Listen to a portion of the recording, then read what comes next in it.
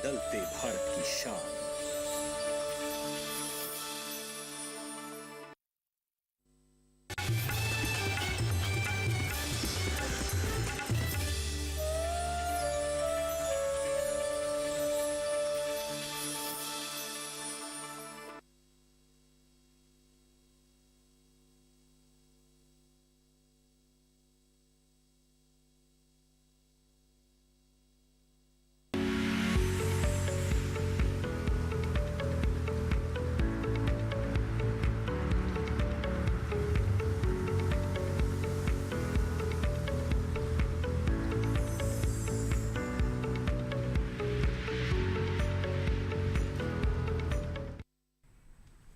नमस्कार, स्वागत है आपका हेलो किसान में। आपके साथ मैं हूं अंटू सिंह। हेलो किसान, आप किसानों का अपना लाइव फोन इन कार्यक्रम, जहां खेती किसानी से संबंधित तमाम विभिन्न विषय हम लेकर के आते हैं और उनसे जुड़े विशेषज्ञ हमारे साथ स्टूडियो में रहते हैं, जो कि आपके सवालों के जवाब देते हैं। साथ ही हमारा प्रयास होता है कि इन विषयों के बारे में और विस्तार से आप तक जानकारियाँ पहुँचाएँ।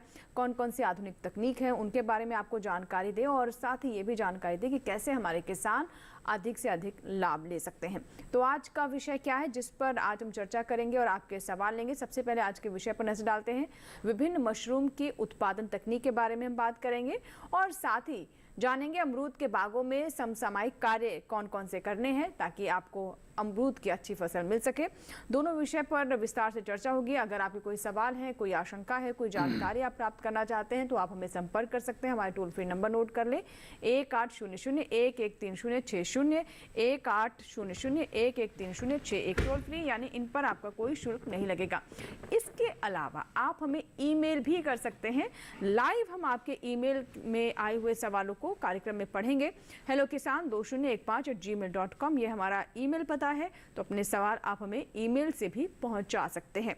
तो आपके सवालों का मैं इंतजार रहेगा। विषय के बारे में हमने आपको जानकारी दे दी है। दो विशेषज्ञ अगले 1 घंटे तक हमारे साथ कार्यक्रम में जुड़े रहेंगे ताकि आपके सवालों को जवाब दे सके। उनसे आपकी मुलाकात करवा देते हैं। हमारे साथ डॉक्टर अजय सिंह है। सर, बहुत बहुत स्वागत है कार्यक्रम में आपका। आप क्षेत्रीय निदेशक हैं क्षेत्रीय मशरूम उत्पादन केंद्र मोरथल हरियाणा से। तो मशरूम के बारे में हम समझेंगे, मशरूम की खेती कैसे कर सकते हैं, आधुनिक तकनीक कौन कौन सी है जो कि मशरूम की खेती से जुड़ी हुई हैं, जिन्हें हमारे किसान अपना सकते हैं। और इससे जुड़े हुए अगर आपके कोई भी प्रश्न है तो आप हमें ईमेल करें, हमें कॉल करें।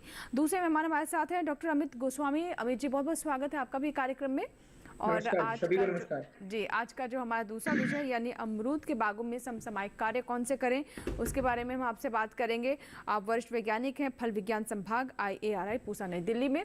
और अमरूद में कौन सी फसल लेनी चाहिए, बरसात की फसल ले या ना ले, बरसात की फसल में कई तरह की समस्याएं आती हैं, कीड़े आने की आशंका रहती है, तो इसके लिए अगर फसल लेना चाहते हैं बरसात की तो कैसे लें और लेना उचित है या नहीं, ये भी हम समझेंगे।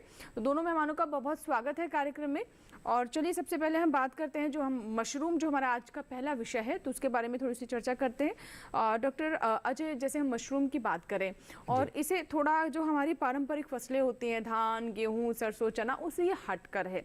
ये खेत में नहीं होती जिस तरीके से हम देखते हैं कि खेतों में दूसरी फसलें की जाती हैं, और इसमें लाभ भी हमारे किसानों को काफ़ी ज़्यादा है। किस तरीके से ये हमारे अर्थव्यवस्था के लिए, कृषि के क्षेत्र के लिए और साथ ही न्यूट्रिशन के लिए बहुत महत्वपूर्ण है। कहाँ हम इस क्षेत्र में हैं इस वक्त? आज जो हमारे खेती में विशेष जो चैलेंजेस हैं, उन चैलेंजेस में जैसे घटती जोत है, ज़मीन जो है जो पर एकड़ की जो एक किसान के बाटें आती है वो कम होती जा रही है, जुताई की जो बात है। इसी तरह जो पानी की समस्या आती जा रही है, ऐसी तीसरी बड़ी समस्या मौसम की है, जो बदलते मौसम की है। तो तीनों समस्याओं को देखते हुए, क्योंकि हमारा देश कृषि प्रधान देश है, उसमें हम पहली समस्या की ओर ध्यान करते हैं। तो मशरूम जो है इंडोर क्रॉप है, अंदर लगाई जाती है, और इसको आप कहीं भी जहाँ वेस्ट लैंड हो वहाँ पर भी कोई आप किसी प्रकार की झोपड़ी वगैरह बना के या कोई टेम्परेरी स्ट्रक्चर खड़ा करके या पक्का स्ट्रक्चर खड़ा करके भी इसको कर सकते हैं, नंबर 1। दूसरा ये है कि ये जो है वेस्ट, जो एग्रीकल्चर वेस्ट जो प्रोड्यूस होता है, यानी कि आपका पेडिस्ट्रा है, आप पुआल है, चाहे आपका सरसों का भूसा है, चाहे आपका गन्ने की पाती है, जो एग्रो वेस्ट जितना भी है सब मशरूम उत्पादन में काम आ जाता है। तीसरी बात, क्योंकि जो इंडोर क्रॉप है तो इसका मौसम का ज़्यादा इसके ऊपर प्रभाव पड़ता नहीं है। मौसम अनुसार जैसे गर्मी में गर्मी वाली मशरूम पैदा करें, सर्दी में सर्दी वाली करें, और इन बिटवीन जो भी तापमान है जायद के हिसाब से जायद की कर लें, तो तापमान के अनुसार हम मशरूम का उत्पादन कर सकते हैं। और जो कमरे का तापमान है और जो ओपन जो है उसका तापमान में आप समझते ही अंतर रहता ही है।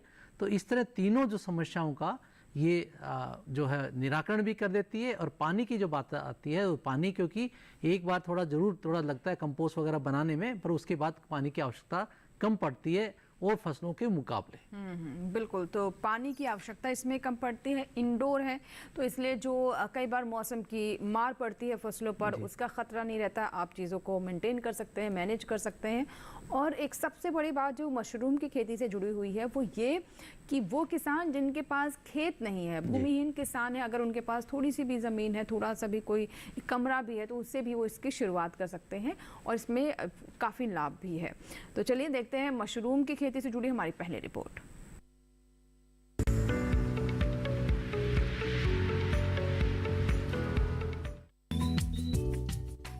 मशरूम उत्पादन आज एक लोकप्रिय व्यवसाय बन गया है, जिसमें हर वर्ग और भूमिहीन किसान आसानी से लाभ कमा सकता है। इसकी सबसे अच्छी बात यह है कि इसे साल भर उगाया जा सकता है। हालांकि मशरूम उगाने की तकनीकें अलग अलग हैं। जैसे सबसे लोकप्रिय बटन मशरूम को उगाने के लिए अच्छी कंपोस्ट की जरूरत होती है। ये एक सेप्रोफाइटिक कवक है। इसे उगाने की विधि: पहले दिन सामग्री को गीला करना, दूसरे दिन ढेरी का गठन, चौथे दिन से 16वें दिन तक 7 बार पलटाई करें। 16वें दिन अमोनिया की गंध न आने पर बिजाई करें। तापमान और आर्द्रता का विशेष ध्यान रखें। 4 से 5 सेंटीमीटर आकार के सफेद मशरूम की तुड़ाई करें। ये तो हुई बटन मशरूम की बात, लेकिन ढींगरी मशरूम को उगाने की विधि इससे अलग है। इसके लिए धान या गेहूं के भूसे को 16 से 18 घंटे गीला किया जाता है। इसके बाद इसमें 1% कैल्शियम कार्बोनेट मिलाकर 2 दिन तक पलटाई की जाती है। इसके बाद सूखे वजन के आधार पर 10% स्पॉन मिलाकर मिश्रण को पॉलिथीन में भरा जाता है। तापमान 18 से 22 डिग्री और आर्द्रता 80 से 90% रखते हुए समय समय पर पानी का छिड़काव करते रहें और फसल तैयार होने पर तुड़ाई करते रहें। इसी तरह दूधिया मशरूम की खेती की जाती है।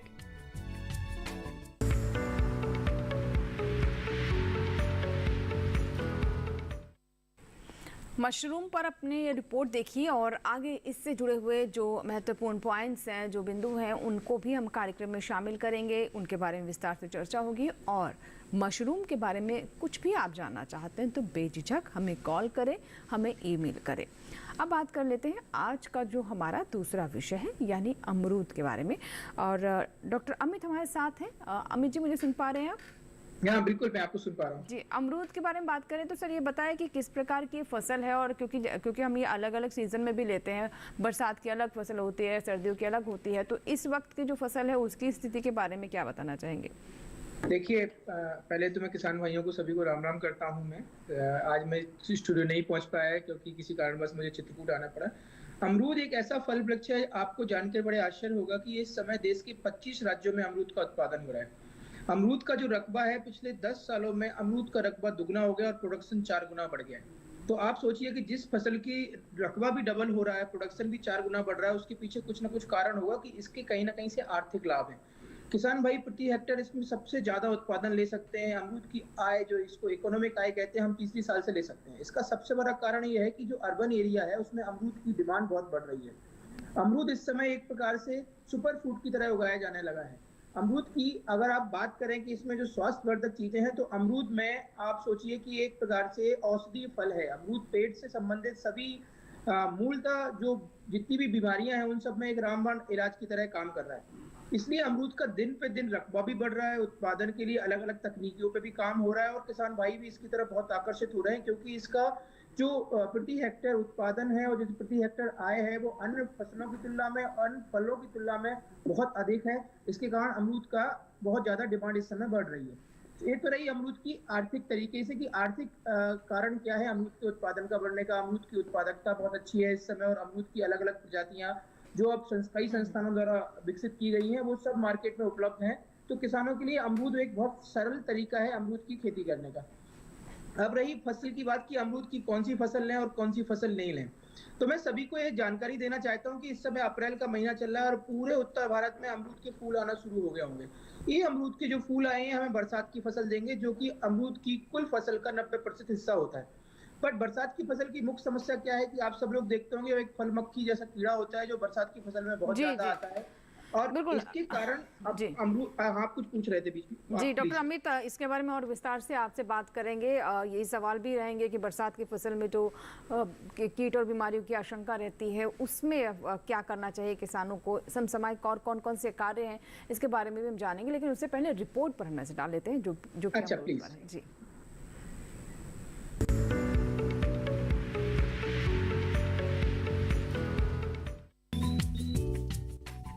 अमरूद के बागों में इस समय साफ सफाई रखें, साथ ही उनमें जरूरत के हिसाब से सिंचाई करें और खाद डालें। अमरूद में इस समय उकठा रोग की आशंका है। उपचार के लिए 30 ग्राम बाविस्टीन को 15 लीटर पानी में मिलाकर प्रति पौधा जड़ों में इस्तेमाल करें।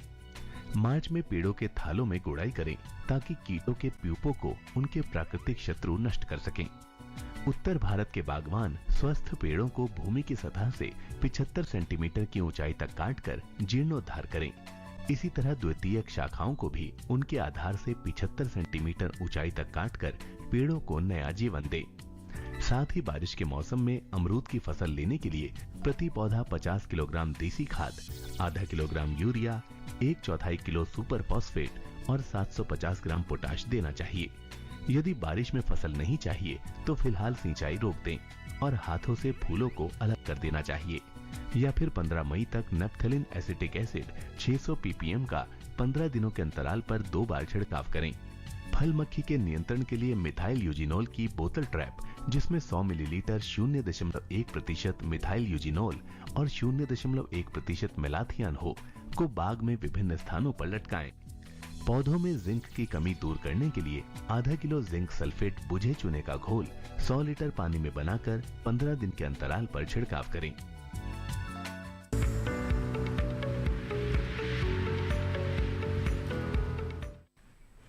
तो अभी आपने अमरूद पर ये रिपोर्ट देखी, और आइए कुछ ईमेल्स आ रहे हैं हमारे पास, लाइव हम तक पहुंच रहे हैं, तो उनके हम सवाल शामिल कर लेते हैं, सवाल ले लेते हैं हमारे दर्शकों के।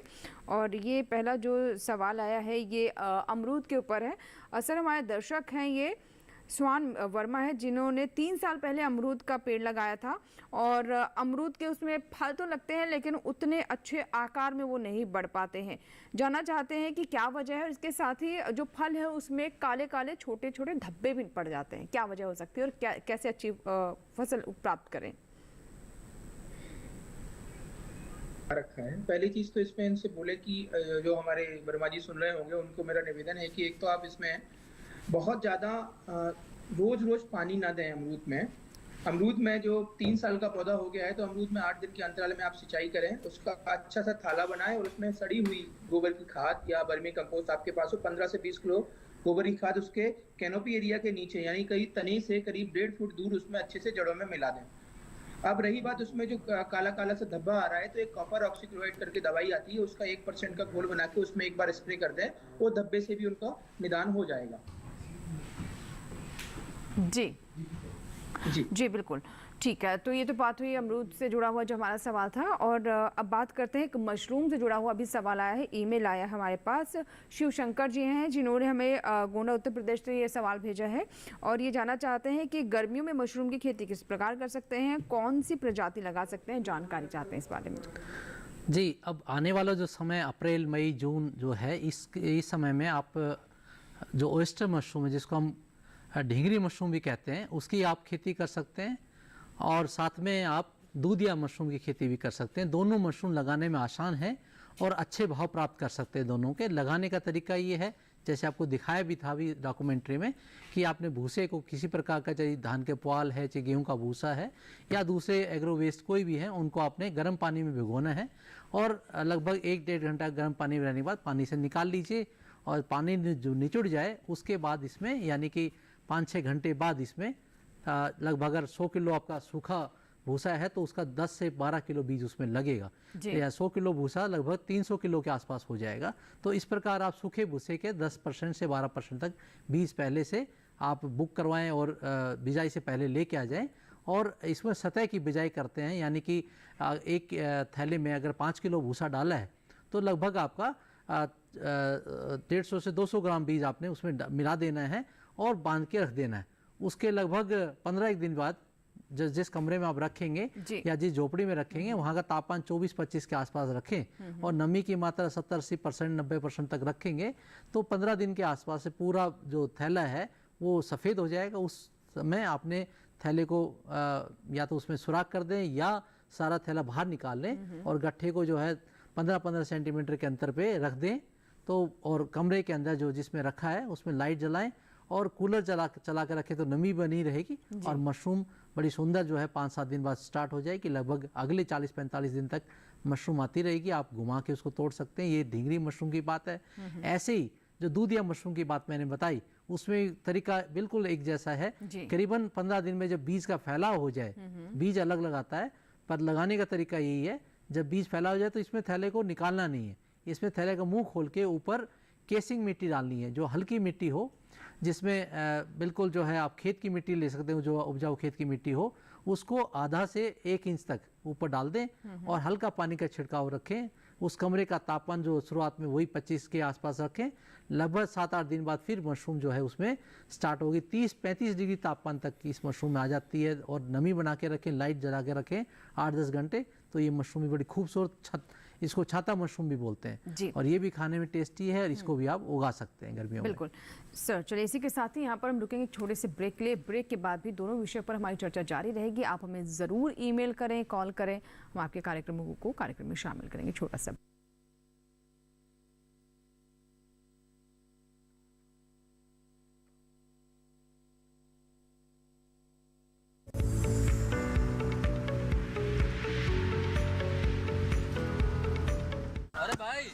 सुना नहीं क्या, केसीसी ने किसानों का जिंदगी बदल दिया है। देश के छोटे किसान 1,60,000 रुपए तक का कर्ज बिना किसी गारंटी को ले पाएंगे। ब्याज खोरों से भी पीछा छुटा। मैं तो जैविक खेती का पूरा सामान मंगा लिया, केसीसी का भी कोई दबाव नहीं है। ब्याज चुकाने के लिए पूरा 1 साल मिलता है। समय पर भुगतान करने पर केवल 4% के सालाना ब्याज पे लोन मिल गया मुझे। अपना आधार कार्ड, लेटेस्ट फोटो और जमीन के कागजात लेके अप्लाई करो बस। और नामांकन भरने के लिए जेब भी ढीली नहीं करनी पड़ी।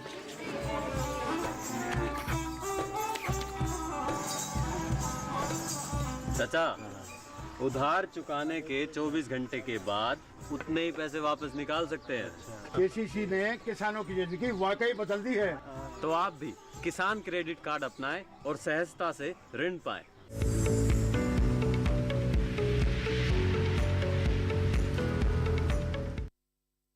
ब्रेक के बाद एक बार फिर आपका स्वागत है। आप देख रहे हैं हेलो किसान, जिसमें आज हम बात कर रहे हैं मशरूम के बारे में। कौन कौन सी आधुनिक तकनीक है जिससे मशरूम की खेती और बेहतर तरीके से की जा सकती है, और इसके अलावा नज़र डाल रहे हैं अमरूद के ऊपर, कैसे अमरूद में इस वक्त समसामयिक कार्य हमारे किसान करें और अच्छे अमरूद प्राप्त करें ताकि उन्हें बाजार में उनके भाव भी अच्छे मिल सके।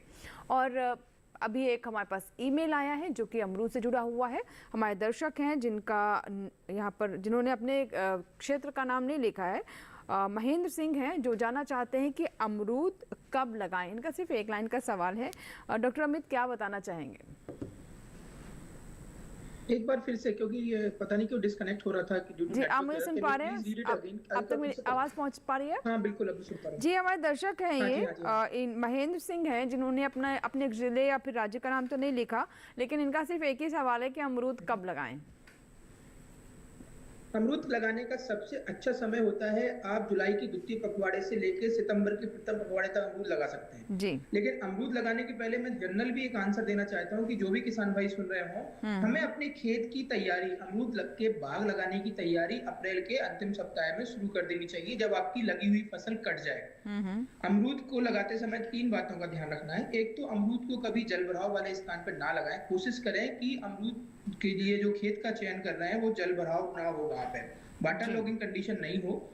दूसरी चीज, अमरूद के जो अमरूद को लगाने के लिए जो गड्ढे अपन को खोदने हैं, वो मई के प्रथम पखवाड़े में अमरूद को 4 बाई 4 मीटर की दूरी में 75 centimetre by 75 centimetre by 75 centimetre के गड्ढे खोदने हैं। इसका फायदा क्या है? इसका फायदा सबसे अच्छा ये है कि जो हमारी सूरज की नेचुरल रोशनी है वो उस पूरे गड्ढे को बहुत अच्छे से सोलराइज कर सकती है। तो अंदर के जितने भी फंगस हैं, जितने भी जो हार्मफुल बैक्टीरिया हैं, वो सारे सूर्य की रोशनी से पूरे के पूरे सोलराइज हो जाएंगे और हमें कम से कम अगले 2 साल तक ये चिंता नहीं करनी पड़ेगी कि कोई ऐसा जड़ों में लगने वाला फंगस वहां पे उस गड्ढे के आसपास भी होगा जी। उसके बाद में जुलाई का द्वितीय पखवाड़ा से लेके अगस्त का पूरा महीना और सितंबर का पहला सप्ताह, इतने समय तक आप सोचिए कि अमरूद को बहुत अच्छे से लगाया जा सकता है। जी बिल्कुल, बहुत सारी जानकारी अभी आपने दी। और एक और ईमेल आया है, ये मशरूम से जुड़ा हुआ है। और सर हमारे दर्शक हैं ये जो जानना चाहते हैं कि खास तौर पर जो मार्च का महीना है, क्या उसमें बटन मशरूम लगा सकते हैं? इन्होंने पूछा है। राजस्थान के दर्शक हैं, गंगानगर राजस्थान से खेतपाल सिंह। हाँ, गंगानगर से आप हैं। बिल्कुल, मशरूम इंडोर क्रॉप है, पर अगर सीजनल कल्टीवेशन करते हैं, मौसम अनुसार लगाना चाहते हैं, तो मैं आपको राय नहीं देना चाहूँगा कि इस समय लगाएं। अगर आप सीजनल कल्टीवेशन करते हैं तो इसकी शुरुआत जो है सितंबर के आखिरी सप्ताह में स्टार्ट कर सकते हैं और फरवरी मार्च अब तक मशरूम निकालते हैं। अभी उचित समय जो है आपके ढींगरी मशरूम का और मिल्की मशरूम का आ गया है, तो इसको आप लगा सकते हैं। अभी उच्च तापमान की वैरायटी लगाएं। ये जो बटन मशरूम है, ये इसको उगने के लिए, बनाने के लिए करीबन 14 से 16 डिग्री तापमान चाहिए होता है। तो वो तापमान आपको मेंटेन करने के लिए एसी का उपयोग करना पड़ेगा। तो सीजनल कल्टीवेशन करते उसमें मैं नहीं रिकमेंड करता, पर जो कंट्रोल इन्वायरमेंट कंडीशंस हैं उसमें आप किसी समय भी कोई सी मशरूम लगा सकते हैं मौसम के अनुसार। जी, एक ईमेल आया है, रमेश चंद्र जी हैं जिन्होंने हमें फतेहाबाद हरियाणा से मेल किया है। सर ये अमरूद के बारे में इनका सवाल है। अमरूद व बेरी के बाग लगाना चाहते हैं, तो इसके लिए क्या सरकार की तरफ से कोई स्कीम है, कोई अनुदान है? और दूसरा सवाल इनका डेयरी से जुड़ा हुआ था, जो कि अगले हम किसी अंक में लेंगे। तो ये अमरूद और के बारे में जानना चाहते हैं कि क्या सरकार कोई अनुदान देती है? राज्य के हिसाब से सारे देश की कृषि एक्चुअली राज्य का विषय है और राज्य के हिसाब से योजनाएं होती हैं। वैसे हॉर्टिकल्चर में हरियाणा राज्यों की बहुत सारी स्कीम्स चल रही हैं। इनको अपने किसी विस्तार अधिकारी से इसकी जानकारी लेनी पड़ेगी। हम लोग नेशनल लेवल पे जो स्कीम चल रही है नेशनल हॉर्टिकल्चर मिशन की, ये सारी जानकारियां तो दे सकते हैं, लेकिन राज्य की अलग अलग नीतियां हैं जो कि फल वृक्षों के ऊपर निर्धारित करती हैं। तो इनको एक बार अपने जो डिस्ट्रिक्ट एग्रीकल्चर ऑफिसर है उससे इनको एक बार वहाँ क्या योजनाएं चल रही है वो जानकारी लेनी पड़ेगी। जी, अगला सवाल मशरूम से जुड़ा हुआ है सर, और ये गुजरात के अमरेली से आया है सवाल। हमारे दर्शक हैं जिन्होंने सवाल भेजा है और ये जानना चाहते हैं कि अगर ये मशरूम की खेती करना चाहते हैं तो इसके बीज कहाँ से मिलेंगे? क्योंकि मशरूम की खेती करना चाहते हैं तो यही नहीं समझ आता है कि इसकी शुरुआत किस प्रकार की जाए। बिल्कुल, बहुत बढ़िया है, आपका उत्साह मशरूम में बना रहे। आप नज़दीक कोई भी कृषि विश्वविद्यालय हो, एग्रीकल्चर यूनिवर्सिटी हो या कृषि विज्ञान केंद्र है, वहाँ से आप संपर्क करेंगे तो अच्छा रहेगा। वहाँ से प्रशिक्षण प्राप्त करें, ट्रेनिंग लें, या आप ऑनलाइन ट्रेनिंग भी हॉर्टिकल्चर यूनिवर्सिटी जो हमारी करनाल में है उसकी वेबसाइट के ऊपर भी आपको वीडियोस मिल जाएंगे, वो देख सकते हैं। पर ट्रेनिंग आप जाके प्राप्त करेंगे तो अच्छा रहेगा। साथ साथ जो मशरूम के बीज की, जिसको हम स्पान बोलते हैं, वो भी आप आपके गुजरात स्टेट में जो एग्रीकल्चर यूनिवर्सिटी हैं वहाँ भी संपर्क कर सकते हैं। अदरवाइज जो नेशनल लेवल पे हमारा ICR का इंस्टीट्यूट है सोलन में है, ऐसे हमारे हॉर्टिकल्चर यूनिवर्सिटी का केंद्र मुरथल में है। इस प्रकार के जो सरकार के केंद्र बने हुए हैं वहाँ मशरूम का बीज मिलता है। साथ में आपके पुणे नज़दीक पड़ता है, वहाँ से आप संपर्क कर सकते हैं। परवनी में आप संपर्क कर सकते हैं। तो जो कृषि विश्वविद्यालय हैं वहाँ पे जो पैथोलॉजी डिपार्टमेंट में है, ज़्यादातर वहाँ मशरूम का काम होता है, प्रशिक्षण भी देते हैं। कृषि विज्ञान केंद्र पर समय समय पर होता रहता है। बाकी आप हॉर्टिकल्चर यूनिवर्सिटी जो महाराणा प्रताप बागवानी विश्वविद्यालय है MHU.ac.in, इसकी वेबसाइट पे विजिट करेंगे तो आपको इन सब चीज़ की जानकारी भी मिल जाएगी। आपको बीज के लिए जो है आप संपर्क भी कर सकते हैं, बीज भी आप मुहैया करा देंगे आपको। जी, एक ईमेल आया है, ये अमरूद से जुड़ा हुआ है, मंजू देवी है, इन्होंने एक फ़ोटो भी भेजी है। तो मैं इसके बारे में बता देती हूँ कि ये फ़ोटो में क्या है सर। ये बता रहे हैं कि फ्लावरिंग हो रही है अमरूद में, लेकिन एक बीमारी भी है। और जो मुझे जो फ़ोटो दिखाई दे रही है उसमें पत्ते के पिछले भाग में, मतलब जो बीचों बीच कुछ छोटी छोटी सफ़ेद रंग की गांठें सी दिखाई दे रही हैं। तो ये क्या हो सकता है? सफ़ेद रंग का छोटे छोटे गांठें दिखाई दे रहे हैं जी। सफेद रंग की गांठें दिखाई दे रही हैं। जो पत्ते के पिछले भाग में गांठें नहीं है, वो मिलीबग है बेसिकली। अगर आप उसको गौर से देखेंगे तो एक मिलीबग करके कीड़ा होता है, बट वो आप जिन किसानों के साथ अभी जिसको ये समस्या आ रही है, वैसे इस समय मिलीबग का प्रकोप नहीं होता है अप्रैल के महीने में। फिर भी यदि मिलीबग आ रहा है तो एक तो सबसे बड़ी बात इस समय जो अमरूद, इस प्रश्न के साथ में मैं अमरूद का जो इस पूरे टॉपिक का एक जिस्ट भी ले लेता हूँ आपके साथ में। जी जी। इस समय अमरूद में फूल आ रहे हैं और अमरूद में जो फूल आ रहे हैं उससे बरसात की फसल मिलेगी। तो इस समय किसान भाइयों को 2 काम करना है। एक तो किसी को भी कोई कीड़े लग रहे हो, कुछ लग रहा हो, उसकी चिंता नहीं करनी, क्योंकि इस समय हमें बरसात की फसल ना लेके सर्दियों की फसल लेने के लिए अमरूद के जितने भी नए कल्ले आए हैं उनमें नीचे से एक जोड़ा पत्ती छोड़ के सबको सिकेटियर से प्रून कर देना है। इससे 2 फायदे होंगे। एक तो हमारी नेचुरल क्रॉप हमें मिल जाएगी, हमें कोई भी किसी तरीके का पेस्टिसाइड यूज नहीं करना पड़ेगा, हमें स्वास्थ्यवर्धक फलों का लाभ मिलेगा सर्दियों का। जी। दूसरा, जितनी तरीके के हमारे कीड़े हैं वो सारे के सारे अप्रैल से लेकर जुलाई तक किसी तरीके का भी उस पे आपको आपके अमरूद की फसल पे नुकसान नहीं पहुंचा पाएंगे। जी। तो एक दो जो किसान भाई इनसे कहते हैं कि इस समय जो फूल आ रहे हैं अगर वो सर्दियों की फसल ले तो बहुत अच्छा रहेगा। इस समय नीचे से एक जोड़ा पत्ती छोड़ के और सारे उसको सिकेटियर से प्रून कर दें। जी। कई बार किसान भाई मानसिक द्वंद का शिकार रहते हैं कि इसमें कितना पैसा लगेगा, तो जो हम दवाइयों का स्प्रे मिलीबग और फ्रूट फ्लाई से बचने के लिए करते हैं उससे कम मात्रा में हमारी टोटल लेबर की कॉस्ट, हम लोग पूसा में इसका प्रगल्भ कर चुके हैं, उससे कम मात्रा में हमारी कॉस्ट आती है लेबर की।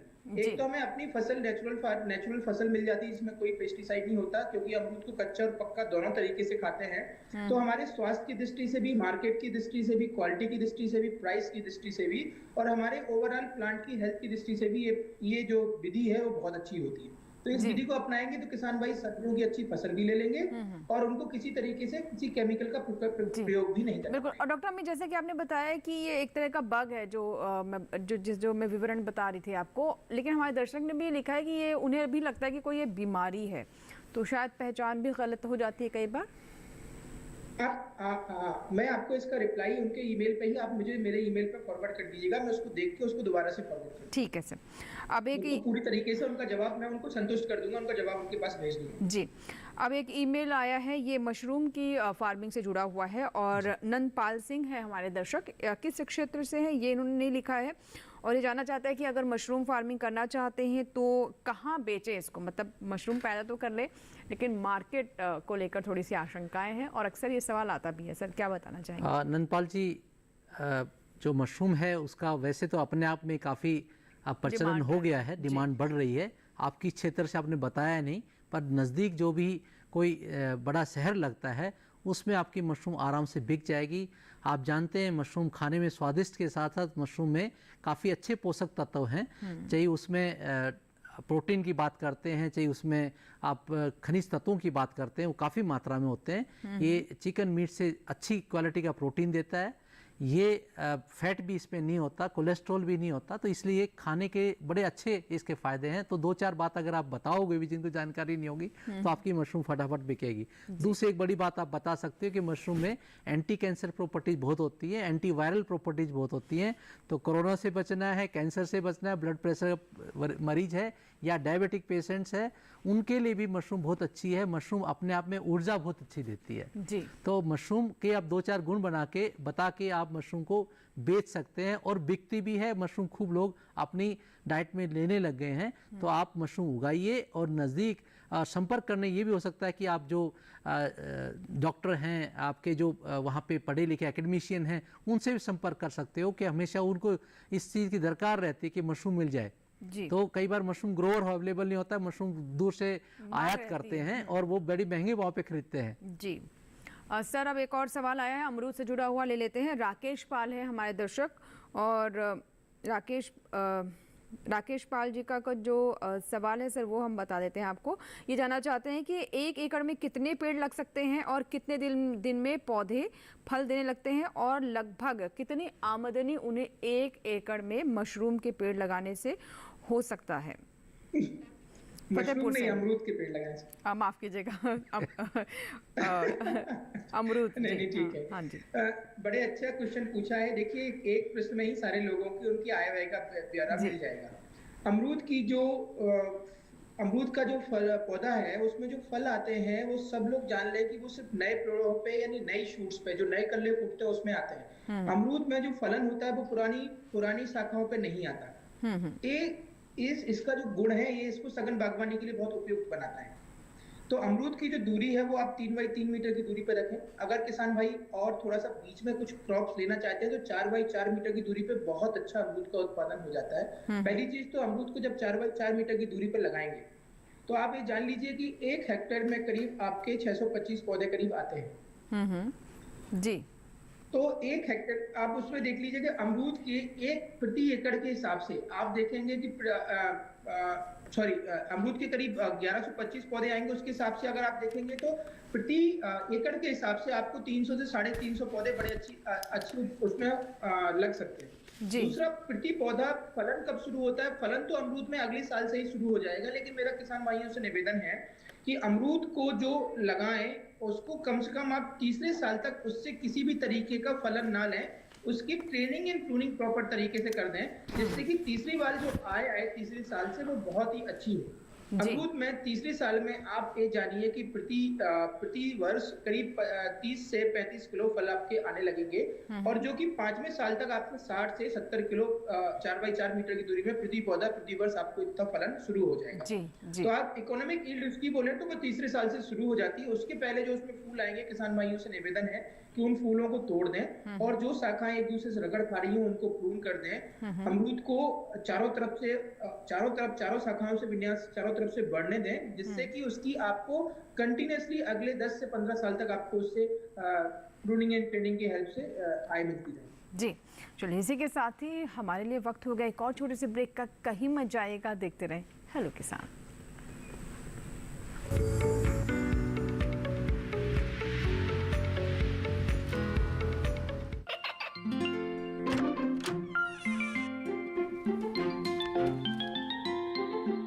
ये क्या हो रहा है? काशवी, इतने कम मार्क्स? काशू बेटा पढ़ा करो, पढ़ोगी नहीं तो आगे कैसे बढ़ोगी? मम्मा मैं भी तो आपसे यही कहना चाहती हूँ, पढ़ा करो। आप पढ़ोगे नहीं तो आगे कैसे बढ़ोगे? मतलब? वो देखो, सिर्फ बैक पर छपा ऑर्गेनिक नहीं, ऑर्गेनिक का निशान पहचानिए। पीजीएस ऑर्गेनिक का ये लोगो उन किसानों की पहचान है जो आज भी परंपरागत विधि से रसायन मुक्त खेती कर आपके लिए शुद्ध फसल उपजा रहे हैं।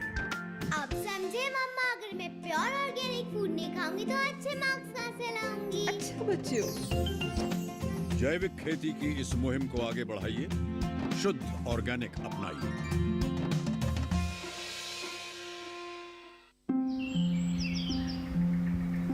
अरे क्या कर रहा है? इधर इधर इधर, हम बोल रहे हैं तेरे बीजू का। पुतला बोल रहा है? हाँ, पक्षियों से तो हम खेत को बचा लेते हैं, पर इन घातक रसायनों से कैसे बचाएं? मतलब? देख बेटा, तू जो ये अंधाधुंध रसायन मिलाता है ना, मिट्टी की सेहत बिगड़ने लगी है, और जब माटी ही कमजोर पड़ जाएगी तो उपज कैसे सेहतमंद होगी? हाँ?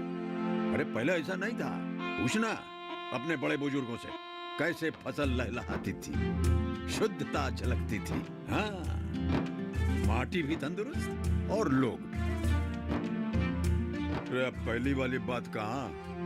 पर अब तो सब यही डाले हैं। सब नहीं, आज भी लाखों जागरूक किसान परंपरागत विधि से फसल उगा रहे हैं। खर्चा कम और उपज की कीमत भी बेहतर पा रहे हैं। ठीक है भाई, मैं भी आज से जैविक खेती शुरू करूंगा।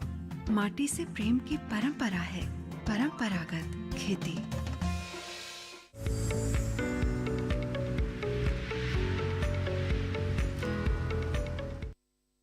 ब्रेक के बाद हेलो किसान में एक बार फिर आपका स्वागत है। आज हम बात कर रहे हैं मशरूम की कैसे आधुनिक तकनीक से खेती कर सकते हैं। इसके अलावा अमरूद के बागों में कौन कौन से समसामयिक कार्य हैं जिन्हें करना महत्वपूर्ण है।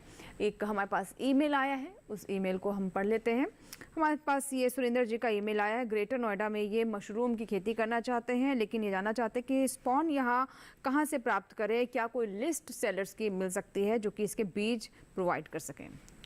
हाँ जी बिल्कुल, आप नोएडा में हैं और यहाँ पे जो हमारा ICAR का इंस्टीट्यूट है पूसा में, IARI, यहाँ भी आप संपर्क कर सकते हैं। नज़दीकी मुरथल का केंद्र है, जो महाराणा प्रताप बागवानी विश्वविद्यालय करनाल का एक केंद्र है, रिसर्च स्टेशन है, वहाँ से आप संपर्क कर सकते हैं। इसी तरह आप ICAR की साइट पे जाएंगे तो आपको डायरेक्टरेट ऑफ मशरूम रिसर्च उसके ऊपर विजिट करेंगे तो वहाँ पर आपको पूरी लिस्ट भी मिल जाएगी। आप अगर नंबर नोट करना चाहें तो आप नंबर नोट कर सकते हैं। जी सर बता दें। 0130-2484-107 यहाँ पे आप संपर्क करेंगे। ये महाराणा प्रताप बागवानी विश्वविद्यालय का क्षेत्रीय अनुसंधान केंद्र है मशरूम के ऊपर। यहाँ पे आप संपर्क करके मशरूम, किसी भी मशरूम का बीज भी प्राप्त कर सकते हैं, प्रशिक्षण भी प्राप्त कर सकते हैं। आप यहाँ से मशरूम को ग्रो करने के लिए जो इनपुट चाहिए, चाहे आपको कंपोस्ट चाहिए मशरूम के लिए या चाहिए आपको सबस्ट्रेट चाहिए वैरायटी ऑफ मशरूम्स उगाने के लिए, जो महंगी मशरूम है जिसमें शिटाके भी है, किंग ऑयस्टर्स भी हैं या ओरिकुलेरिया मशरूम्स हैं, उनके भी सबस्ट्रेट भी आप यहाँ से प्राप्त कर सकते हैं। ये पूरा ही केंद्र सरकार ने, महाराणा प्रताप बागवानी विश्वविद्यालय ने मशरूम के ऊपर डेडिकेट किया हुआ है। यहाँ से आप मशरूम का स्पान प्राप्त कर सकते हैं और इसकी साइट पे भी जा सकते हैं mhu.ac.in। तो आपको पूरा मशरूम के बारे में जानकारी भी मिल जाएगी और साथ में मशरूम का स्पान भी उपलब्ध हो जाएगा। जी, अब अगला सवाल अमरूद पर ले लेते हैं। अंकुर सहाय हैं, आजमगढ़ उत्तर प्रदेश से हमारे दर्शक, इन्होंने ईमेल किया है। ये कह रहे हैं कि इस समय अमरूद की पत्तियां पीली होने लगी, इसकी वजह क्या है और अमरूद का रख रखाव किस तरह से करें ताकि अच्छी पैदावार उन्हें प्राप्त हो सके। अमित जी। अमरूद के रखरखाव के बारे में जैसा कि मैंने पहले भी बताया और अभी बता रहा हूँ, अमरूद की इस समय पत्तियां पीले होने का कारण है कि अमरूद की जो पुरानी पत्तियां हैं, जो सर्दियों का मौसम के बाद की जो पत्तियां बची हुई हैं, उसमें आप देखेंगे धीरे धीरे वो उनकी उम्र पूरी हो रही है और पीली हो रही है, उनको धीरे धीरे झड़ जाना है और नए पेड़, नए कल्ले, नई फूल और पत्तियां उसमें से निकलना शुरू हो जाएंगी। अमरूद के अच्छे रखरखाव के लिए 3-4 चीजों का बहुत अच्छे से ध्यान देना है। यूपी अमरूद का सबसे ज्यादा उत्पादन होने वाला एक प्रमुख राज्य है और वहाँ पे ये आजमगढ़ वाला पूरा बेल्ट और जितना ये लखनऊ वाला पूरा बेल्ट है, कौशाम्बी वाला है, प्रयाग वाला जो बेल्ट है, वहाँ अमरूद का बहुत अच्छा उत्पादन होता है। अमरूद के अच्छे रखरखाव के लिए सबसे बड़ी समस्या जो इस समय है वो है उकठा की, और उकठा से बचने के लिए सिर्फ 3 तरीके हैं। एक तो आप ध्यान रखें कि अमरूद का जब पौधा लगाएं उस समय अमरूद की जड़ में किसी तरीके का डैमेज नहीं हो, अमरूद का जो बाग हो वो पानी की भराव वाली कंडीशन में ना हो, और तीसरा सबसे बड़ा जो कारण है कि अमरूद को जब लगाते हैं तो जिस क्यारी में हम लगाते हैं उसी क्यारी में हम पानी छोड़ देते हैं। अमरूद को लगाते समय अमरूद की जो सिंचाई करें वो थाला बना के करें। अगर आप ड्रिप इरिगेशन नहीं लगा पा रहे हैं तो आप थाला बना के अमरूद की सिंचाई करें। नाली अमरूद के तने से कम नहीं तो आपका 1.5 फुट दूरी होनी चाहिए। वो अमरूद की जड़ें अपने आप ही पानी ले लेंगी। और अमरूद में कभी भी गहरी जुताई ना करें। अमरूद की गहरी जुताई करने के कारण क्या होता है कि अमरूद की जो पोषण है, खाने वाली जड़ें हैं, वो अमरूद की तने से करीब 1 फुट दूरी और 25 सेंटीमीटर ही गहरी होती है। और जब भी हम उसको गहरी जुताई करते हैं तो उसमें फिर अमरूद की पोषक लेने वाली जड़ें डैमेज होती हैं और फिर उसके माध्यम से नेमेटोड और फंगस अंदर करता है और वो उकठा का प्रकोप बढ़ जाता है। इतनी सी चीजों का ध्यान रखेंगे। अमरूद में साल में 2 बार आपको पोषक तत्वों की मात्रा देनी है और साथ में माइक्रोन्यूट्रिएंट का स्प्रे समय समय पर करना है। इससे आपका अमरूद का बहुत अच्छा उत्पादन आप ले सकते हैं। जी बिल्कुल, तो अच्छा उत्पादन अमरूद का लिया जा सकता है। और अब एक और हम सवाल ले लेते हैं। फेसबुक पर ये सवाल आया है, हमारे दर्शक हैं जिन्होंने ये सवाल भेजा है, रितेश है छपरा बिहार से। और सर ये मशरूम के बारे में जानना चाहते हैं कि मशरूम की कुछ ऐसी प्रजातियां भी हैं जिनका आयुर्वेदिक औषधि इस्तेमाल होता है, तो वो कौन कौन सी प्रजातियां हैं जिनके बारे में ये पूछ रहे हैं और इनका उत्पादन कितना रहता है, मतलब साल भर में कितना इसे उत्पादन प्राप्त कर सकते हैं, और जो मेडिसिनल जो गुण वाली जो प्रजातियां हैं वो कौन कौन सी हैं? जी, मेडिसिनल मशरूम्स का काफ़ी स्कोप बढ़ता जा रहा है और आर्टिफिशियल कल्टीवेशन इसकी स्टार्ट हो गई है। वैसे तो सभी मशरूम में औषधीय गुण उपलब्ध हैं जैसे मैंने पहले भी बताया, पर विशेषकर जैसे आपकी जो गैनोड्रामा मशरूम जिसको हम ऋषि मशरूम बोलते हैं उसकी खेती भी करते हैं। उससे जो है कई सारे जो मनुष्य के रोग हैं, एंटी कैंसरस प्रॉपर्टीज़ इस मशरूम में हैं और इसकी कई सारे और प्रोडक्ट भी बनते हैं, तो इसकी भी खेती करते हैं। ये जंगलों में वैसे पेड़ों के तनों में से निकल के आ जाती है और ये पेड़ों का शत्रु भी माना जाता है, पर इसको आर्टिफिशियल वे से ग्रो करते हैं। तो कभी जो है प्रोटेक्टेड कल्टीवेशन इसकी करते हैं, उसकी कर सकते हैं। ये गर्मी के दिनों में इसकी गर्मी और बारिश के दिनों में यानी कि 30 से 35 डिग्री तापमान पे ये काफ़ी इसका फलन होता है। हाँ। तो इसके रेडीमेड आप जो सबस्ट्रेट है वो ले सकते हो या आप अपने घर पे भी बनाएंगे तो आपको ऑटोक्लेव की आवश्यकता पड़ती है, उसमें कर सकते हैं। इसी तरह एक दूसरी कीड़ा जड़ी मशरूम, उसकी भी काफ़ी औषधीय गुण हैं, तो उसकी भी खेती लोग अपने इंडोर कल्टीवेशन इसकी करने लगे हैं। इसकी भी दवाइयाँ बनती हैं। साथ साथ जो जंगलों में भी मशरूम मिलती हैं उनके भी औषधीय गुण हैं, तो उनको भी उगा के आप खा भी सकते हैं यूज पर। ये जो 2 मशरूम मैंने आपको बताई है जिसमें आपकी कीड़ा जड़ी है और ऋषि मशरूम, ये दोनों जो है केवल दवाई के रूप में प्रयोग होती हैं, खाने के काम में नहीं आती हैं। जी सर, एक चीज़ और बताएं कि ये इनका एक और सवाल था इसी में कि मशरूम की फसल साल में कितने महीने ली जा सकती है? मशरूम की फसल आप सारे साल कर सकते हैं। अलग अलग समय पे अलग अलग मशरूम की जो तापमान की वैरायटी है, जैसे सर्द ऋतु है, विंटर्स में आप जो है बटन मशरूम की खेती कर सकते हैं, जिसका जो तापमान मशरूम बनने के लिए 14 से 16 डिग्री तापमान चाहिए होता है। तो उससे पहले थोड़ा महीने के करीब 24 से 25 डिग्री तापमान चाहिए और अगले 2 महीने उसको 14 से 16 डिग्री तापमान चाहिए। तो सर्द ऋतु में आप बटन मशरूम की खेती कर सकते हैं। उसके बाद जैसे आपकी फरवरी के आसपास, फरवरी ख़त्म या फरवरी मिड से लेके आगे आप मई तक आप ऑयस्टर मशरूम की खेती करें, जिसको हम ढींगरी मशरूम कहते हैं। आपके बिहार में काफ़ी इसकी पैदावार करते हैं, बड़ी आसान है, इसकी खेती कर सकते हैं। तत्पश्चात आप दोबारा जो है ये जो मिल्की मशरूम, दूधिया मशरूम, जो 30 से 35 डिग्री तापमान हो सकती है, इसको आप जून, जुलाई, अगस्त, सितंबर तक इसकी खेती कर सकते हैं। उसके बाद फिर से जो है बटन मशरूम का तापमान आ जाता है, उसको कर सकते हैं। अगर बटन नहीं करना चाहते तो आप ऑयस्टर को भी कैरी ऑन कर सकते हैं। ऑयस्टर की कम तापमान की वैरायटी है, यानी कि जो कम तापमान में 14-15 डिग्री से लेकर 20-22 डिग्री तापमान तक हो जाती है, उसकी खेती कर सकते हैं। साथ में अगर आप गर्मियों के दिनों में और बारिश के दिनों में ऑयस्टर मशरूम, ढींगरी खेती के अलावा दूसरी मशरूम जिसको हम पेडिस्टा, पुआल वाली मशरूम कहते हैं, उसकी भी खेती आप कर सकते हैं। और इन सभी मशरूम्स की काफ़ी डिमांड है, यानी कि सारे साल आप फसल चक्कर जैसे अपनाते हैं खेत में, उसी तरह मशरूम का फसल चक्कर आप अपना सकते हैं समय के अनुसार, बिना मौसम को तब्दील करे। उसमें आपकी एनर्जी भी कम लगेगी और उसमें पैदावार भी अच्छी मिलेगी। जब कम लागत लगेगी तो मुनाफा ज़्यादा होगा। और मशरूम का हमेशा आप जो आपके क्लाइंट्स हैं, आपके जो ग्राहक हैं, वो बने रहेंगे, उनको ताज़ा मशरूम दे सकते हैं। और अगर ताज़ा भी नहीं तो आप कम से कम मशरूम उगा के सुखा सकते हैं। जो ऑयस्टर मशरूम है, जो आपकी मिल्की मशरूम है, इनको सुखा के बड़ी आसानी से धूप में सुखाया जा सकता है और सुखाने के बाद ये महंगी भी बिकती है। ताज़ा मशरूम 60-70 रुपये किलो बिकती है, तो जो सूखी हुई मशरूम 600-700 रुपये किलो तक ये मशरूम बिक जाती है। सुखा के सूखी बेच सकते हो या इसका पाउडर बना के अन्य जैसे आपके पापड़ बनाने हैं उसमें प्रयोग कर सकते हैं, मशरूम के बिस्किट्स बनाने हैं उसमें प्रयोग कर सकते हैं। तो इस प्रकार सूखी मशरूम्स के अन्य प्रोडक्ट भी बनते हैं। तो ये यानी कि सारे साल मशरूम को उत्पादन करके अपनी आजीविका आप अच्छी कमा सकते हैं। और दूसरी खेती के मुकाबले इसमें लाभ 3 से 4 गुना है। कम जगह से ज्यादा उत्पादन होता है। प्रोटेक्टेड कल्टीवेशन है, यानी कि आपकी कोई ओले की, बारिश का, अंदर तूफान का कोई डर नहीं है। तो इस प्रकार की क्रॉप है और लेबर इंटेंसिव है काफ़ी। आप अपने जो है घर में परिवार के सदस्य उनको भी दे सकते हैं। साथ में एग्रो वेस्ट जितना है, यानी कि धान की पराल को जलाने की जो बात आती है, जो एग्रो वेस्ट को फाड़ने जलाते हैं, उनको ना जलाएं। आप मशरूम उत्पादन के लिए उसका खाद बनाएं या उसका सबस्ट्रेट तैयार करें और मशरूम उगाएं, यानी कि उस एग्रो वेस्ट से आप एक सोना पैदा कर रहे हैं। बिल्कुल। हमारे पास एक ईमेल आया है, ये अमरूद से जुड़ा हुआ है, जयप्रकाश है उत्तर प्रदेश से। और अभी जिनका सवाल है कि अमरूद के पेड़ में फल तो लग रहे हैं, लेकिन साथ ही साथ जो पेड़ है वो सूख रहा है। दीमक की समस्या नहीं है, मतलब ये अपने आप से बता रहे हैं कि दीमक नहीं लगी है, लेकिन उसके बाद भी पेड़ क्यों सूख रहा है। अगर जयप्रकाश जी मुझे सुन पा रहे हो तो ध्यान रखें, ये पक्का अमरूद के तने, जो अमरूद का क्राउन पोर्शन होता है, यानी जड़ और तने का बीच का जो सबसे जो ज्वाइंट पोर्शन होता है, आप वहाँ की तने के पास की मिट्टी हटाएंगे, देखना वहाँ के किनारे पे उसकी पक्का जो ऊपर की छाल है वो निकल रही होगी। या तो एक कारण हो सकता है, या दूसरा कारण ये हो सकता है कि कहीं ना कहीं से जो वो कह रहे हैं कि दीमक की समस्या नहीं है, तो उकटा की भी समस्या शुरू हो सकती है।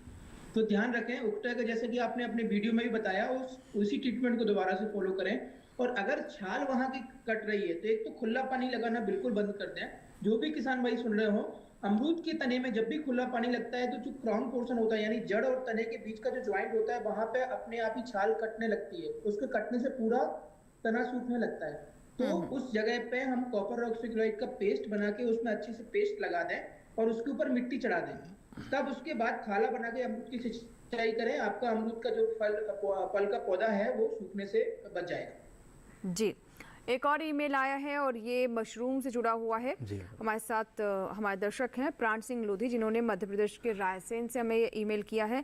हालांकि ये आलू, गेहूं और केले के बारे में भी पूछ रहे हैं सवाल कि पाले वगैरह से कैसे बचे। तो जब हम ये विषय रखेंगे तब ज़रूर आपके सवाल को शामिल करेंगे। लेकिन दूसरा जो आपका सवाल है मशरूम के बारे में, तो जानना चाहते हैं कि रायसेन में मशरूम की खेती क्या की जा सकती है, और अगर कर सकते हैं तो कौन सी किस्में वहाँ की जलवायु के अनुसार या वहाँ की जो भौगोलिक स्थिति है वहाँ पर मशरूम की कौन सी किस्म ले सकें जिससे अच्छा लाभ ही ले सकें, और बाज़ार कहाँ मिले। रायसेन जी कहाँ से बिलोंग करते हैं? सर ये रायसेन से हैं, रायसेन मध्य प्रदेश से। मध्य प्रदेश। वैसे तो रायसेन जी आपको बताना चाहूँगा कि मशरूम, प्राण नाम है इनका। प्राण जी, मशरूम की खेती जो है पूरे भारतवर्ष में किसी भी इलाके में की जा सकती है, क्योंकि ये इंडोर क्रॉप है, अंदर लगाई जाती है, तो इसका मौसम पर प्रभाव इस पर ज़्यादा पड़ता नहीं है। तो आप सारे साल जैसे जिस मशरूम की जो रिक्वायरमेंट है वो कर सकते हैं। पर ये जो रायसेन एरिया है यहाँ पे आप जो भी एग्रो वेस्ट अवेलेबल है उसमें आप इस समय ओयस्टर मशरूम की खेती शुरुआत कर सकते हैं। बड़ी आसान है, भूसे को भिगोना है, गर्म पानी में अगर 1.5-2 घंटा छोड़ दें, उसके बाद पानी निचोड़ने के बाद इसमें आप बिजाई कर दें, तो ये मशरूम आप ताज़ा मशरूम खा सकते हैं और सुखा भी सकते हैं, बेच भी सकते हैं। तो सबसे आसान तरीका ये है, आप पर पहले प्रशिक्षण प्राप्त करें, ट्रेनिंग जरूर लें, चाहे आप वीडियो से सीखें, फ़ोन के माध्यम से पूछें, किताब पढ़ के जानें, पर मशरूम के बारे में जानकारी लेने के उपरांत ही कार्य शुरू करेंगे तो अच्छा रहेगा। मैं नहीं चाहता कि आपका उत्साह वहीं के वहीं खत्म हो जाए, कि आप फेल और फिर छोड़ दें। आप एक बार जानकारी प्राप्त करके जरूर, बड़ी आसान है, कोई रॉकेट टेक्नोलॉजी इसमें नहीं है, आप पढ़ के वीडियो देख के इसका काम कर सकते हैं। वैज्ञानिक जो है जो किसान कॉल सेंटर के जो टोल फ्री नंबर हैं उस पर भी संपर्क करके आप जानकारी प्राप्त करके कृपया शुरू करिए। जी बिल्कुल, तो अच्छी बात यह है कि वो आप इस तरह की मशरूम की खेती करने के बारे में सोच रहे हैं और इससे जुड़ी जो महत्वपूर्ण बातें वो भी आपने भी जान ली। फिलहाल इसी के साथ ही हमारे लिए वक्त है एक छोटे से ब्रेक का, कहीं मत जाइएगा, ब्रेक के बाद भी हेलो किसान जारी है।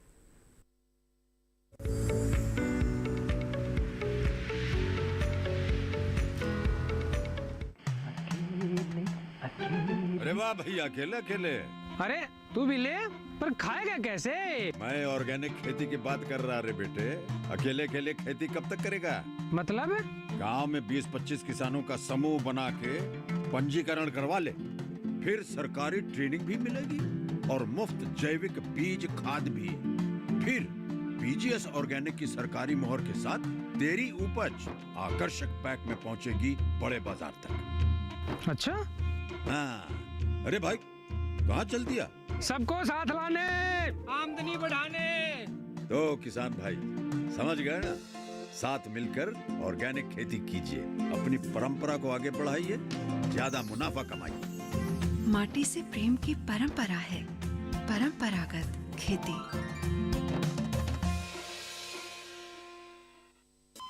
अरे सुन तो। मुझे क्या सुनाना चाहते हो? जो सुनाओ मेरी सौतन को। किसको? अरे वही तुम्हारा मोबाइल फोन जिससे सुबह शाम दिन रात चिपके रहते थे और कहते थे किसान कॉल सेंटर से बातें हो रही हैं। अच्छा ये बात है। हाँ क्यों, क्या हुआ? अब बात नहीं होती क्या? अब तो झट से बात हो जाती है। ऐसा क्या? हाँ, अब तो ज्यादा लाइनें और खास तकनीक के कारण खेती के माहिरों से तुरंत बात हो जाती है। और अगर कभी लाइन व्यस्त हो तो अपनी समस्या फोन पर रिकॉर्ड करा दो, वहाँ से फोन आ जाता है और समस्या की हल का मैसेज भी आ जाता है। ये देखो आ गया। अरे वाह, इसका मतलब इंतजार की घड़ी अब खत्म। हाँ। तभी मैं सोचूं कि आजकल मुझ पर इतना प्यार क्यों आ रहा है। कृषि संबंधी समस्याओं का अपनी भाषा में तुरंत हल पाने के लिए पूरे भारत में किसी भी फोन से हेल्पलाइन नंबर पर संपर्क करें। किसानों का दोस्त किसान कॉल सेंटर।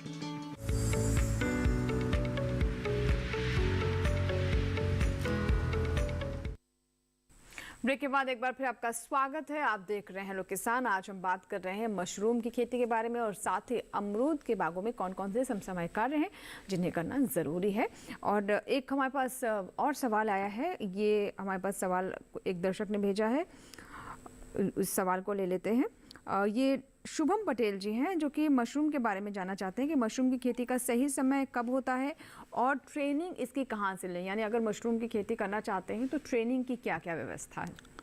शुभम पटेल जी, जैसे मैं अभी पहले प्रश्न का अभी जवाब दे रहा था तो उसमें भी यही था कि आप मशरूम जो है कि प्रशिक्षण प्राप्त करके कोई भी मशरूम स्टार्ट कर सकते हैं। फ़िलहाल अगर मौसम के हिसाब से मशरूम उगाते हैं तो ओयस्टर मशरूम का उचित समय उगाने के लिए, उसके बाद जैसे गर्मी बढ़ती है तो आप दूध या मशरूम की खेती कर सकते हैं। उसके बाद जो है ये जो आपकी दोबारा जो सर्दी का मौसम आता है तो आप उसमें बटन मशरूम की खेती कर सकते हैं। तो इस तरह पूरा फसल चक्कर जो अनन्य मशरूम है उनकी खेती कर सकते हैं। और विशेषकर जो महंगी मशरूम है उनका भी आप कल्टीवेशन कर सकते हैं। उनका भी तापमान जो है जैसे 18 से 24 डिग्री तापमान पे छिटा के मशरूम उगती है, ऐसे ही जो है मिल्की मशरूम की खेती बताई, ऐसे गैनोड्रमा की खेती मैंने ऋषि मशरूम की खेती के बारे में बताया।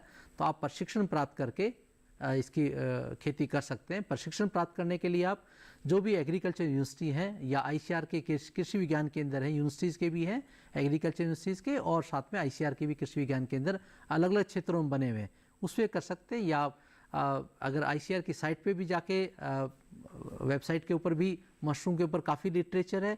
ऐसी महाराणा प्रताप हॉर्टिकल्चर यूनिवर्सिटी की जो साइट है mhu.ac.in, उसके ऊपर भी साइट पे विजिट करके मशरूम के बारे में जान सकते हैं, मशरूम के वीडियोस देख सकते हैं। तो काफ़ी इन्फॉर्मेशन अवेलेबल है और प्रशिक्षण जरूर प्राप्त करें, फिजिकल फॉर्म में प्राप्त करेंगे तो ज़्यादा बढ़िया रहेगा। जी बिल्कुल। और चलिए अमित जी के पास चलते हैं। अमित जी, अब क्योंकि कार्यक्रम अब अंतिम पड़ाव में है तो जानना चाहूँगी मैं आपसे कि कुछ और बातें जो कि आप हमारे दर्शकों को बताना चाहेंगे इस वक्त। देखिए, मैं दर्शकों को 5-6 कुछ मूल बिंदु बताना चाहता हूँ। अमरूद की खेती बहुत लाभदायक है, बट इसमें कुछ पॉइंट आपको याद रखने हैं। सबसे पहले अमरूद की किसी भी प्रजाति का चयन करें, वो आपको नेशनल हॉर्टिकल्चर बोर्ड से एक्रेडिटेड, आईसीआर से एक्रेडिटेड या स्टेट एग्रीकल्चर यूनिवर्सिटी कृषि विज्ञान केंद्र से एक्रेडिटेड नर्सरी से ही लेना है। अमरूद की बहुत अच्छी उन्नतशील प्रजातियां हैं। कृपया करके उन प्रजातियों में से जो भी आपके क्षेत्र राज्य में हो रही हैं उसके हिसाब से प्रजाति का चयन करें। अमरूद को जलभराव वाले खेत में ना लगाएं।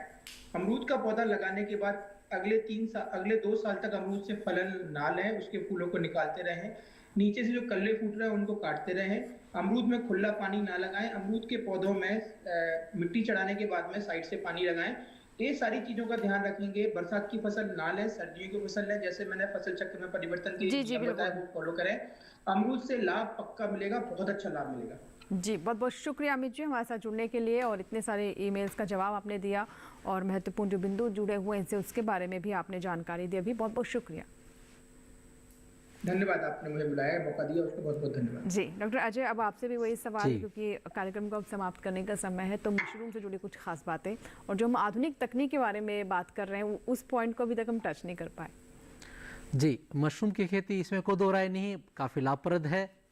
मशरूम जैसे पहले शुरुआत में ही कहा एंकर महोदया ने कि ये बेज़मीन की खेती है, जिनके पास लैंडलेस जो फार्मर है, लैंडलेस जो भी हैं और मशरूम की खेती में आना चाहते हैं, चाहे वो शहर में रह रहे हों, गांव में रह रहे हों, इस मशरूम खेती को अपना सकते हैं। सिक्योर क्रॉप है, अगर मेहनत से काम करेंगे तो मशरूम से ज़रूर आपको मिलेगा। पर सबसे इम्पोर्टेंट ये है कि इसकी आप ट्रेनिंग लें कि कैसे मशरूम का उत्पादन किया जाए और कौन कौन सी मशरूम की जाए। तो ये अगर आप ध्यान रखेंगे तो मशरूम का चाहे प्रोडक्शन की बात है, चाहे उसके आगे मार्केटिंग की बात है, क्योंकि मशरूम में की प्रोडक्शन और डिमांड में काफ़ी गैप है। इसलिए मशरूम के आप देखते हैं कि भाव जो है बहुत वेरिएशन है। किसान के यहाँ जो मशरूम उत्पादक है उसके यहाँ थोक में जो 60-70 रुपये किलो से लेके 100 रुपये किलो तक चली जाती है, जबकि जो कंज्यूमर है उसके पास वही 200 रुपये 250 रुपये किलो तक पहुँचती है। तो आप समझ सकते हैं कि कितना गैप है। तो अवेयरनेस की जहाँ कमी है वहाँ भी काफ़ी दूर हो रही है कि भी मशरूम की जानकारी लोगों को हो रही है, मशरूम खानी चाहिए। तो मशरूम इसलिए लाभप्रद है क्योंकि वो इंडोर क्रॉप है और सिक्योर क्रॉप है, इसलिए आप मशरूम की ओर अग्रसर होइए, डेफिनेटली आपको फ़ायदा होगा। पर प्रशिक्षण प्राप्त करें। और जो मशरूम के बीज की बात है, मशरूम स्पान, वो भी आप जो सरकार के स्पान लेबोरेटरीज़ है वहाँ से प्राप्त करेंगे तो ज़्यादा बढ़िया रहेगा, दाम भी सही मिलेगा और उच्च गुणवत्ता का मिलेगा, ट्रू टू टाइप मिलेगा। इसी तरह जो मशरूम की इनपुट्स हैं, मशरूम का जो कंपोस्ट लेना है या सबस्ट्रेट लेना है, वो भी आप कोशिश करें कि वो आप तैयार जहाँ से लेते हैं वो भी कोई सरकारी संस्थान हो तो ज़्यादा बेटर रहेगा। या आप मशरूम के इनपुट सप्लाई बन सकते हैं, यानी कि मशरूम केवल ग्रो नहीं करनी, केवल मशरूम जो ग्रोअर बनना चाहते हैं उसको आपने मशरूम का स्पान भी दे सकते हैं, मशरूम का कंपोस्ट भी दे सकते हैं, मशरूम के सबस्ट्रेट भी दे सकते हैं। इसी तरह मशरूम की मार्केटिंग में ज़बरदस्त जो है फ़ायदा है, तो मशरूम की मार्केटिंग भी आप अडेप्ट कर सकते हैं कि आपके क्षेत्र में ग्रोअर हैं तो आपको उनसे मशरूम लीजिए, उसकी प्री प्रोसेसिंग करिए, उसकी ग्रेडिंग पैकिंग करके ही ताज़ा मशरूम को आप आगे भेज सकते हैं देश के अन्य क्षेत्रों में, क्योंकि आज इंफ्रास्ट्रक्चर बहुत बढ़िया है।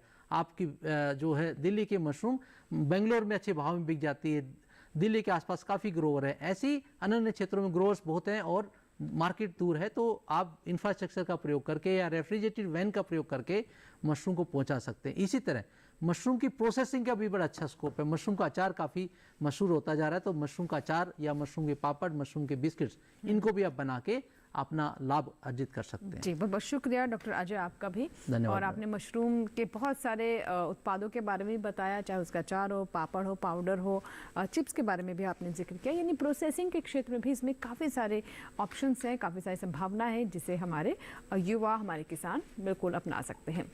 इसी के साथ ही आज के हेलो किसान में फिलहाल इतना ही, लेकिन अगला हमारा अंक क्या रहेगा आइए डालते हैं उस पर नजर। अगले अंक का विषय देख लेते हैं, गन्ना उत्पादन तकनीक और फसल सुरक्षा।